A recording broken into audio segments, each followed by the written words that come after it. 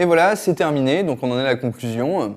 Alors aujourd'hui, plein de nouvelles choses, et vous avez vu des notions qui sont importantes, qui sont centrales en Camel, mais qui donnent aussi à réfléchir un petit peu sur la programmation en général.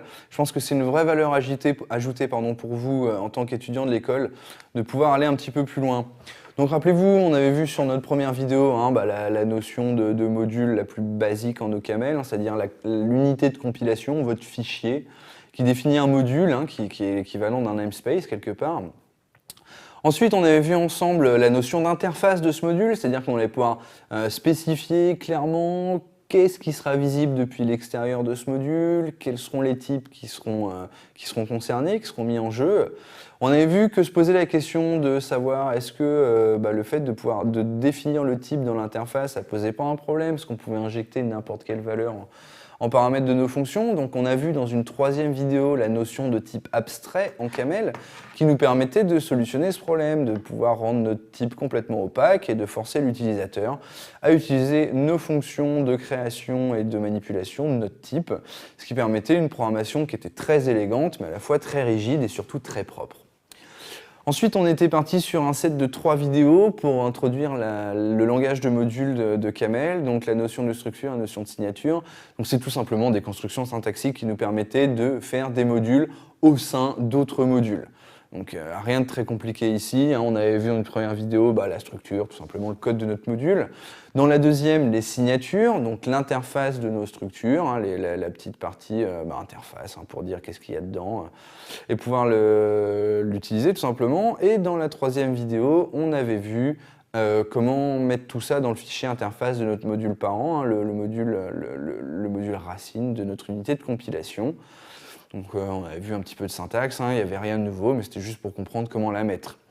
Et donc dans la dernière vidéo, on était revenu sur la différence entre programmation modulaire et programmation orientée objet, et on a vu que la frontière elle était un peu plus fine que prévu, et surtout elle était un petit peu plus loin que prévu.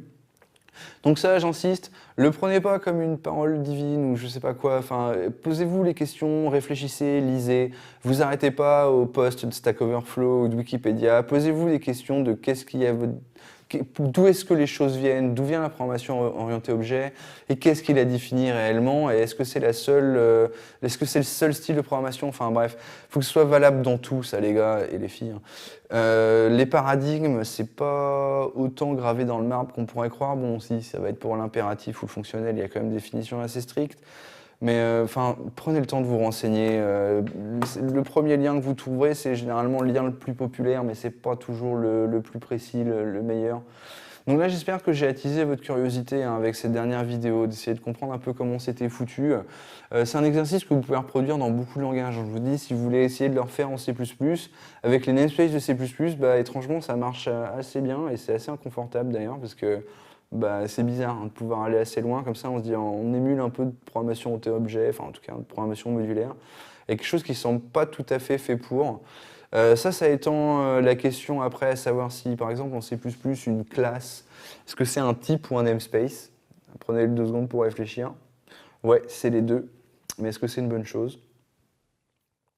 Je sais que j'ai l'habitude de faire un typedef dans toutes mes classes sur un type T pour avoir classe 2.2.T pour le type et juste le nom de la classe pour le namespace.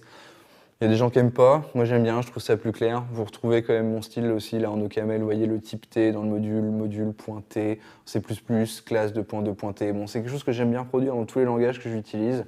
Toujours en fait avoir le contrôle sur qu'est-ce qui est du domaine de l'espace de nom, du scope, et qu'est-ce qui est du domaine du type. Et il faut vraiment avoir l'esprit clair là-dessus, c'est important, ça fera de vous un bien meilleur programmeur. Donc prenez le temps de vous renseigner tout simplement, discutez-en entre vous. Et si vous n'en avez rien à foutre, c'est pas très grave, vous pouvez quand même réussir à faire la journée sans tout ça et vous deviendrez un programmeur, j'espère, tout à fait décent. Mais vous ne serez pas le meilleur. Donc voilà, sur ces bonnes paroles, je vous fais des gros bisous, je vous souhaite bon courage pour la vidéo, pour les exercices du jour. Et on se retrouve au D06 pour les functors qui seront la suite de cette journée. Allez, bon courage!